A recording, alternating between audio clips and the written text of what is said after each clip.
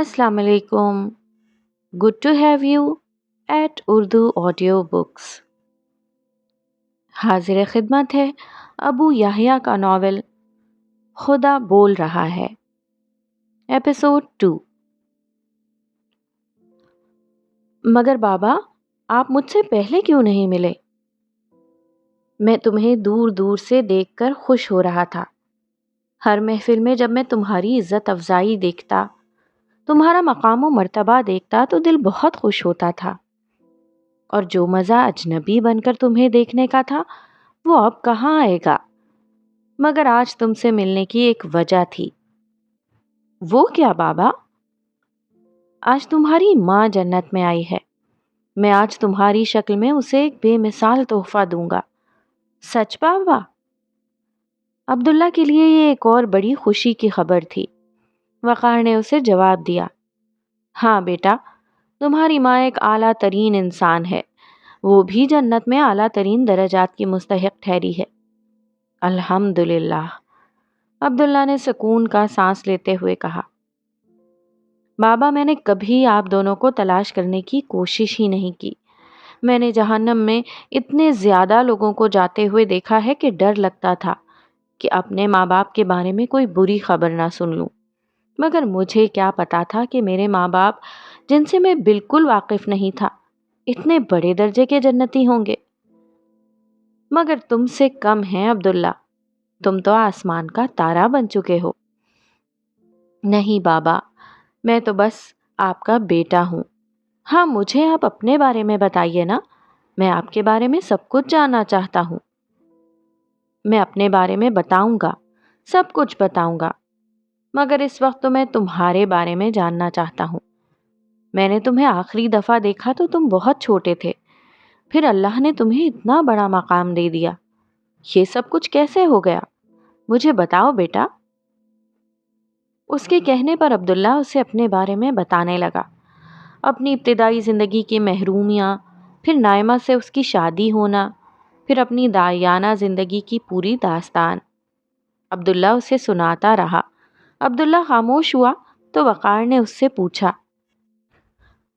मुझे मेरी बहू नाइमा से कब मिलवाओगे?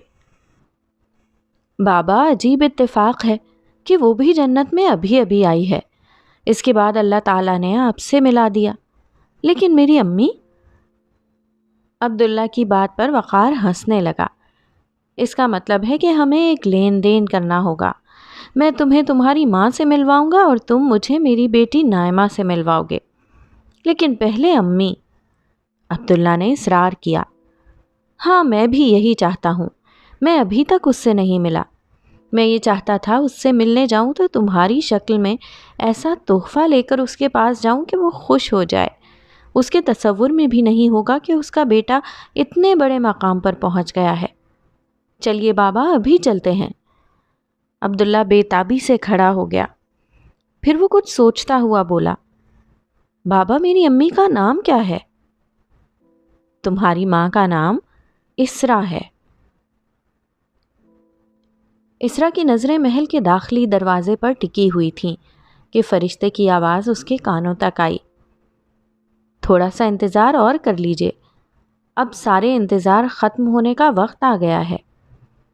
इसरा ने दरवाजे से नज़र हटाकर फरिश्ते से पूछा, अच्छा, इतने में ये बता दें कि मैदान हश्र में अभी क्या हो रहा होगा? वहाँ सज़ा और जज़ा सुना दी गई है और लोग गिरोह दर गिरोह अपनी अपनी मंजिल तक ले जाए जा रहे हैं।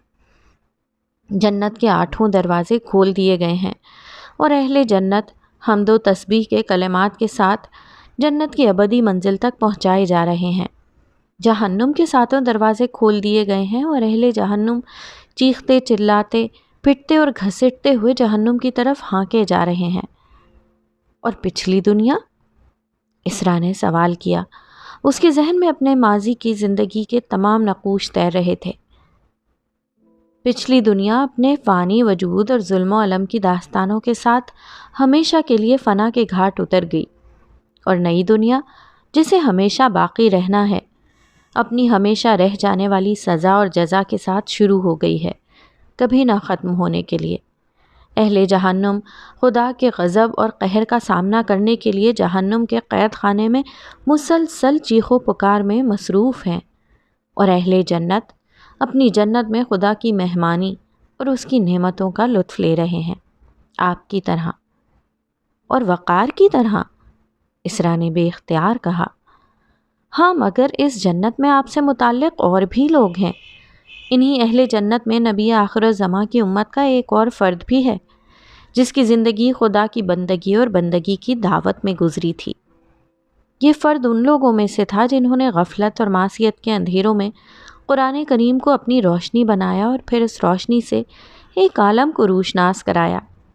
ایک ایسے دور میں جب قرآن مجید ایک اجنبی کتاب تھا، ان لوگوں نے اس کتاب کو اپنی زندگی بنا لیا۔ ایک ایسے دور میں جب لوگ خدا کے کلام کو پا کر بھی اس سے محروم رہے، ان لوگوں نے ہر نظریے کو اس کی فرقان پر پرکھا اور ہر عمل کو اس کی میزان پر تولا۔ اسرا خاموشی سے سن رہی تھی، مگر چہرے پر سوال تھا۔ فرشتہ بولتا رہا۔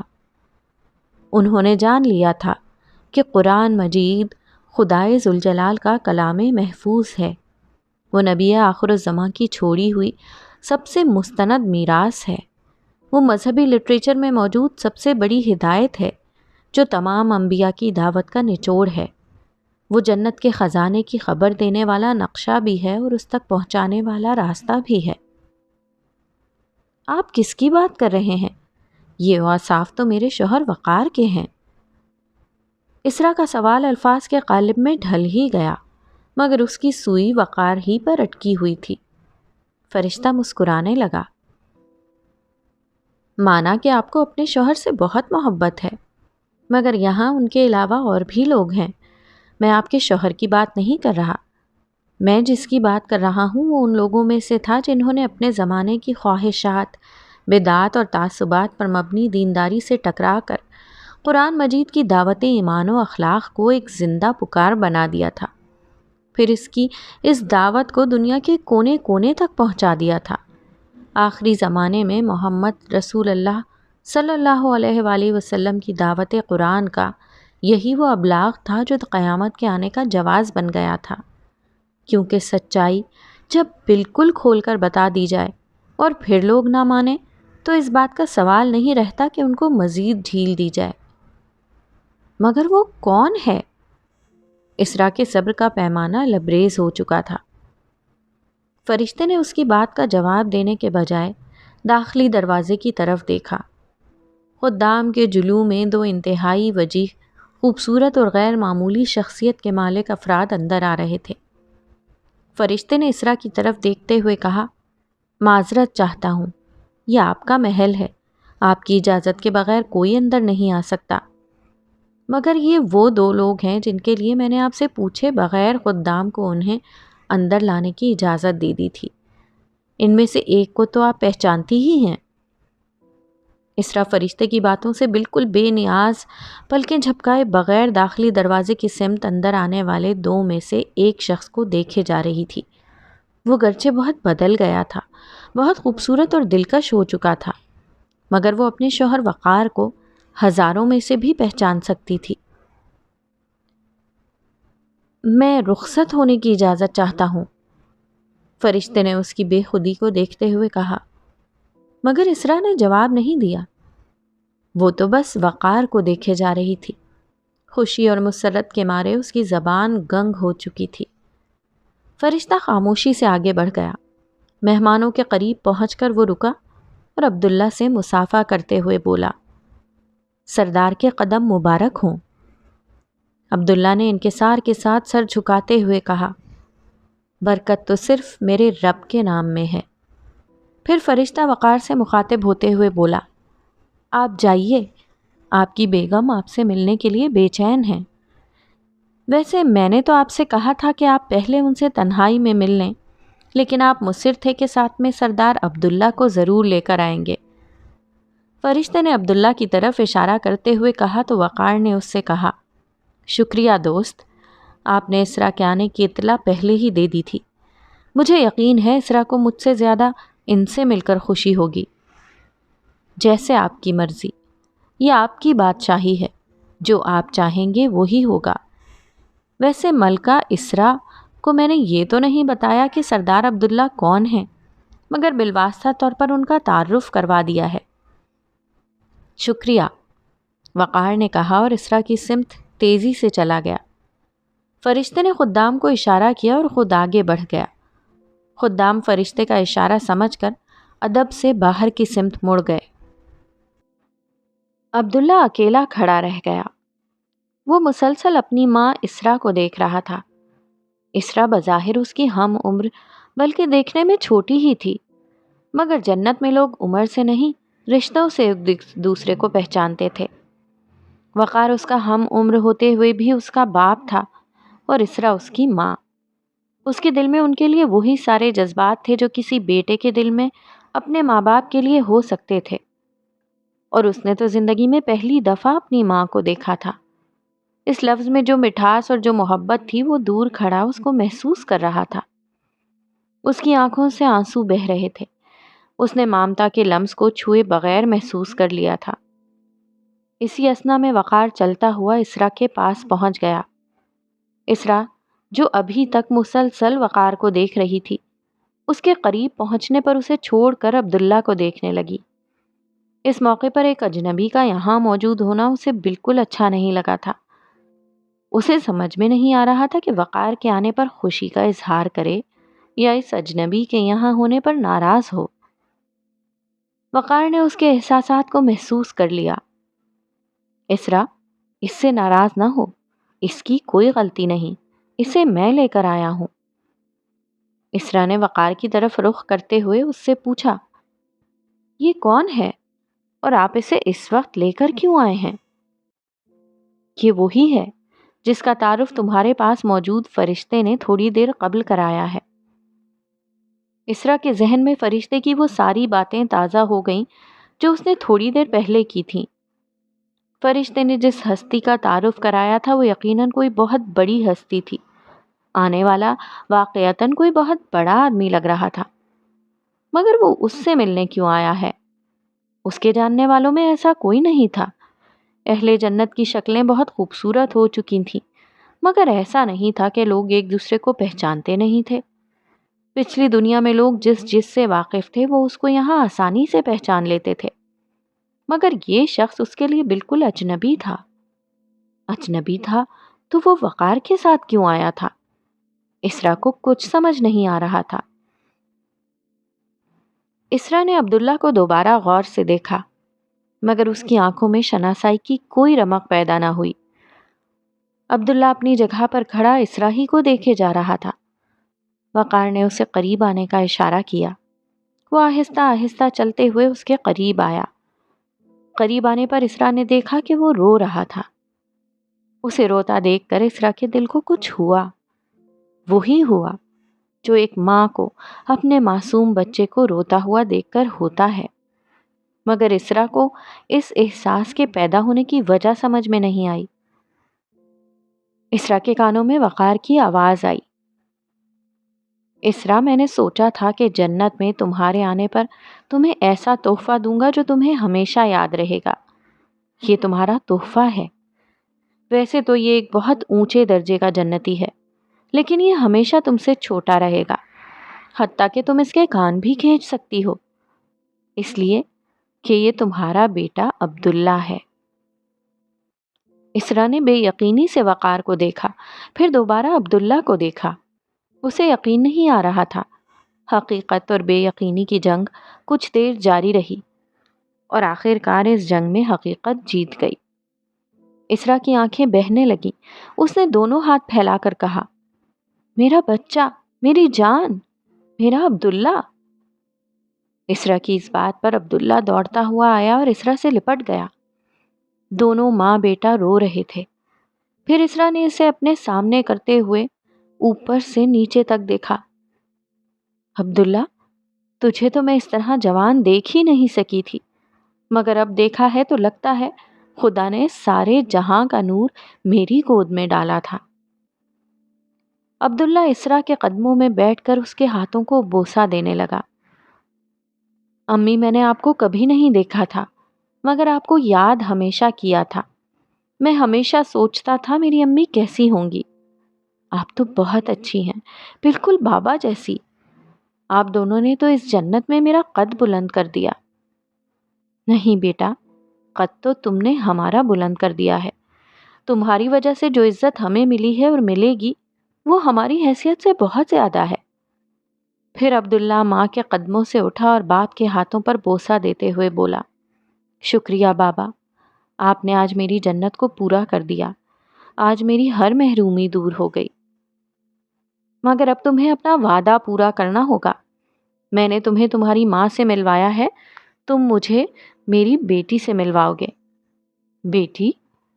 اسرا نے وقار کی بات پر حیرت سے اسے دیکھا۔ ہاں اسرا، عبداللہ کی بیوی نائمہ تمہاری بیٹی ہوئی نا؟ عبداللہ نے اسرا کی طرف رخ کرتے ہوئے کہا، امی میں کل ہی آپ کو اپنے گھر بلاتا ہوں، آپ نائمہ سے مل کر بہت خوش ہوں گی۔ اس کے لیے بھی آپ سے ملنا باعث مسرت ہوگا۔ کیوں نہیں بیٹا؟ اسرا نے بڑے شوق سے کہا، مجھے اس سے مل کر سب سے زیادہ خوشی ہوگی۔ اچھا اب میں چلتا ہوں بابا، نائمہ کو آپ لوگوں کے بارے میں بتانا ہے۔ بیٹا رکو تو صحیح، اسرا اسے روکنا چاہ رہی تھی، مگر عبداللہ نے اجازت لیتے ہوئے کہا، امی اب ساری باتیں کل ہوں گی، اللہ حافظ۔ یہ کہتے ہوئے اس نے ادب سے سر جھکایا اور باہر کی سمت چلا گیا۔ نائمہ؟ عبداللہ نے آواز دی تو نائمہ نے پلٹ کر دیکھا۔ اس کے لیے عبداللہ کی اس طرح اچانک آمد غیر متوقع تھی۔ یہ دونوں گرچہ میاں بیوی تھے مگر الگ الگ اپنے گھروں میں رہا کرتے تھے۔ جنت میں ہر شخص کو اپنا الگ گھر ملا تھا۔ وہ ماضی کی دنیا تھی جب بیویاں شوہروں کے گھروں میں رہا کرتی تھیں اور شوہر پر ان کی تمام مالی ذمہ داریاں ہوا کرتی تھیں۔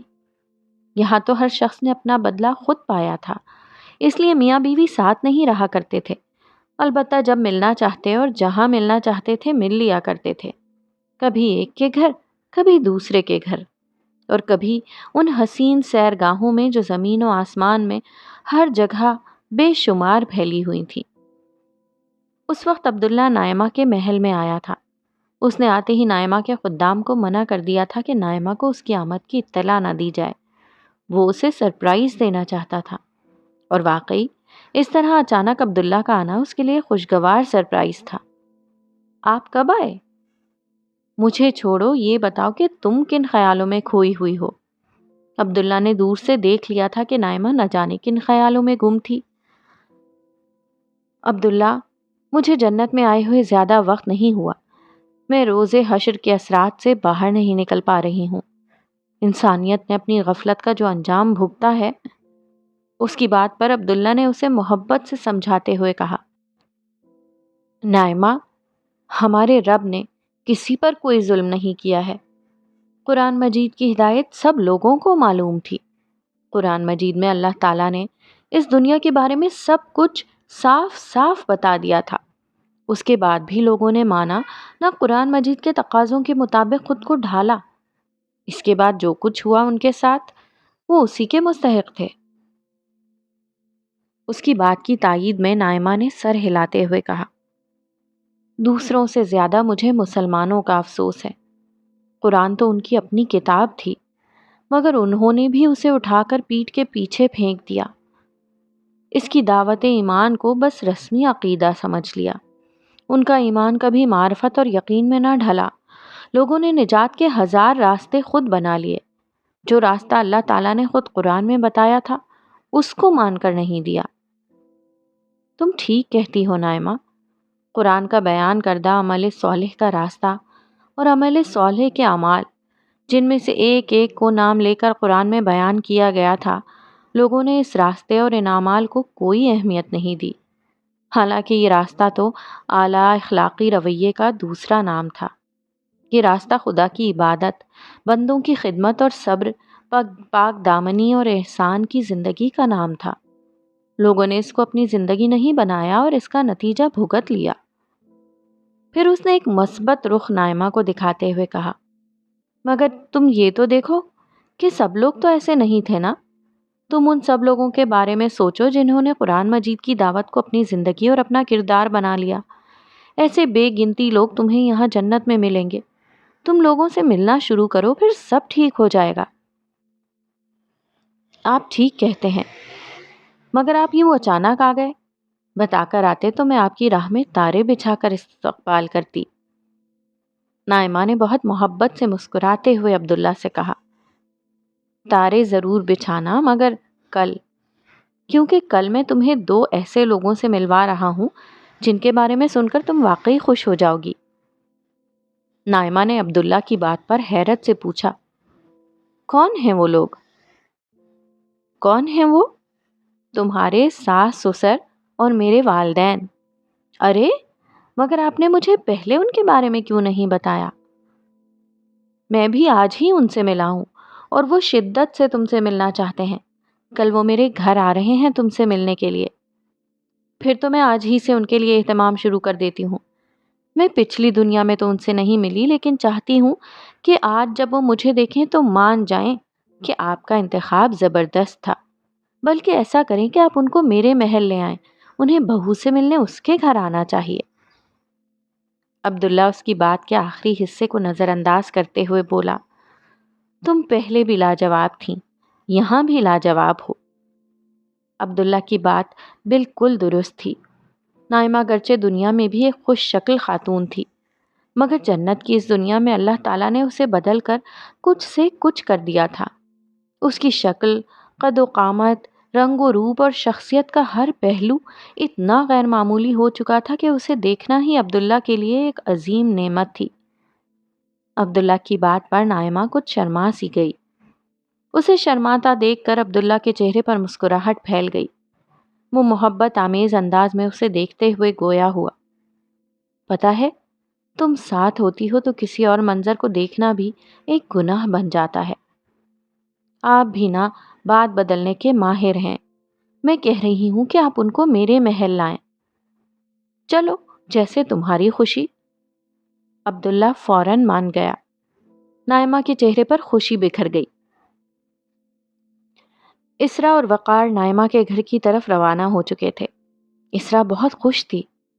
جنت میں آنے کے بعد ہر لمحہ اس کے لیے ایک نیا اور منفرد تجربہ لے کر آتا تھا۔ نائمہ کے گھر کا یہ سفر بھی ایسا ہی ایک تجربہ تھا۔ اسرا کو سمجھ میں نہیں آیا تھا کہ وہ کس قسم کی سواری پر بیٹھے ہوئے تھے، مگر اسے جو نظر آ رہا تھا وہ یہ تھا کہ یہ بظاہر ایک بہت بڑے بحری جہاز جیسا تھا جو سمندر کے بجائے خلا میں تیر رہا تھا۔ تیرنے کا لفظ اس کے لیے موزوں تھا کہ اس کے چلنے سے کسی قسم کی آواز یا شور نہیں پیدا ہو رہا تھا۔ وہ دونوں اس کے عرشے پر اطمینان کے ساتھ بیٹھے ہوئے تھے۔ ان کے ہر طرف بے کراں خلا بکھرا ہوا تھا جس نے سیاہی کی محیط چادر اوڑھ رکھی تھی، مگر اس چادر میں جڑے اربوں خربوں جگمگ کرتے ستاروں نے اس منظر کو بیک وقت نظر نواز اور دل نواز بنا رکھا تھا۔ ان کے راستے کی ہر منزل پر روشنی اور رنگ، نور اور ظلمت کا عجیب امتزاج تھا۔ کہیں ستاروں کی کثرت سیاہ پس منظر پر دودھیا روشنی بکھیر رہی تھی اور کہیں اندھیروں کی قبا پر دمکتے تاروں کی چمکتی روشنی اور جگمگاہٹ نگاہوں کو خیرہ کر رہی تھی۔ کہیں روشنی سفید رنگ کی تھی اور کہیں ہر رنگ کی تھی، کہیں جامد تھی، کہیں مسلسل حرکت میں تھی، کہیں ایک ہی منظر بناتی تھی اور کہیں ہزار زاویے، تصاویر اور مناظر خلا کے کینوس پر بکھیر کر خود بکھر جاتی تھی۔ ان سارے مناظر میں اتنا حسن تھا جو الفاظ کی گرفت میں آ ہی نہیں سکتا تھا۔ وقار، آپ دیکھ رہے ہیں یہ کتنا خوبصورت راستہ ہے۔ جنت کا ہر راستہ اتنا ہی خوبصورت ہوتا ہے۔ پتہ ہے وقار، جب سے جنت میں آئی ہوں سب کچھ بدل گیا ہے۔ پچھلی دنیا اور اس دنیا میں اتنا فرق ہے کہ سمجھ میں نہیں آتا کہ خدا کی صنائی کی کیسے داد دوں۔ باہر کی دنیا کو تو چھوڑیں، خود میرے اندر اتنی تبدیلی آ گئی ہے کہ کچھ حد نہیں۔ جنت میں آنے کے بعد جب میں چلتی ہوں اور پسینہ آتا ہے تو جسم سے بو آنے کے بجائے پورا وجود مہک اٹھتا ہے۔ کچھ کھاؤں تو منہ کی صفائی کی ضرورت پیش آنے کے بجائے ہر دفعہ ایک نئی خوشبو منہ میں پیدا ہو جاتی ہے۔ مجھے اب غسل کی ضرورت رہی ہے نہ طہارت کی، پسینہ رہا ہے نہ بدبو آتی ہے، نہ کسی اور طرح کی نجاست ہی رہی ہے۔ میں جب چاہتی ہوں بالوں اور آنکھوں کا رنگ بدل جاتا ہے، میں جو چاہتی ہوں مل جاتا ہے، جو سوچتی ہوں ہو جاتا ہے۔ مزاج کا عالم یہ ہے کہ بوریت محسوس ہوتی ہے نہ کسی چیز سے بیزار ہوتی ہوں، تھکتی ہوں نہ نڈھال ہوتی ہوں، ہر وقت انتہائی فریش رہتی ہوں، ہر وقت خوش رہتی ہوں۔ یہ جنت کیسی عجیب جگہ ہے۔ وقار اس کی بات پر ہنسنے لگا۔ جنت خدا کے انعام کی جگہ ہے، یہاں ہر جگہ اس کا فضل ہے، اور ابھی تو اس فضل کا آغاز ہے۔ یہ جنت خدا کی بنائی ہوئی جگہ ہے، یہ خدا کی بے پناہ طاقت کا اظہار ہے۔ تم جانتی ہو ہم اس وقت کتنی دور جا رہے ہیں؟ نہیں تو پچھلی دنیا کی تیز رفتار ترین سواری یعنی راکٹ میں بھی یہ سفر لاکھوں برس میں طے ہوتا، لیکن ہم یہ سفر تھوڑی ہی دیر میں پورا کر لیں گے، اور اس وقت ہمیں محسوس بھی نہیں ہو رہا کہ ہم حرکت کر رہے ہیں۔ واقعی؟ اسرا نے ارد گرد دیکھتے ہوئے کہا۔ مجھے تو ہر طرف خاموشی محسوس ہوتی ہے، لگ ہی نہیں رہا کہ ہم حرکت کر رہے ہیں۔ لیکن اب ہمارا سفر ختم ہو رہا ہے، وقار نے ایک روشنی کو دیکھتے ہوئے کہا جو مسلسل بڑی ہوتی جا رہی تھی کیونکہ وہ اس کے قریب پہنچ رہے تھے۔ وقار نے روشنی کی سمت دیکھتے ہوئے کہا کہ تمہاری بہو کا گھر ہے۔ عبداللہ نائمہ کے محل میں اپنے والدین کا انتظار کر رہا تھا جو کسی وقت بھی یہاں پہنچنے والے تھے۔ نائمہ بہت اہتمام سے تیار ہوئی تھی۔ یہاں چہرے پر کسی سرخی پاؤڈر کی ضرورت تو کسی جنتی خاتون کو نہیں پڑتی تھی کہ خدا نے ان کے حسن عمل ہی کو ان کا حسن بنا دیا تھا، لیکن لباس اور زیورات کا انتخاب شخصیت کے تاثر کو اعلیٰ سے اعلیٰ کر ہی دیتا ہے۔ یہی اس وقت نائمہ کے معاملے میں ہوا تھا۔ عبداللہ اسے دیکھتے ہوئے بولا، اللہ کا شکر ہے کہ تم میری بیوی ہو اور اتنی خوبصورت ہو۔ نہیں عبداللہ، شکر تو مجھے ادا کرنا چاہیے کہ آپ میرے شوہر ہیں۔ اللہ تعالیٰ نے آپ کو اتنا بلند مقام دیا ہے کہ میں سوچ بھی نہیں سکتی تھی۔ ماضی کی تکلیفیں، دکھ اور غم تو ہمیشہ کے لیے ختم ہو گئے۔ اب تو صرف ہمیشہ رہنے والا سکون، چین اور سرور بچا ہے۔ کتنے خوش نصیب ہیں نا ہم لوگ۔ ہاں، ہم واقعی خوش نصیب ہیں کہ اللہ ہمارا رب ہے۔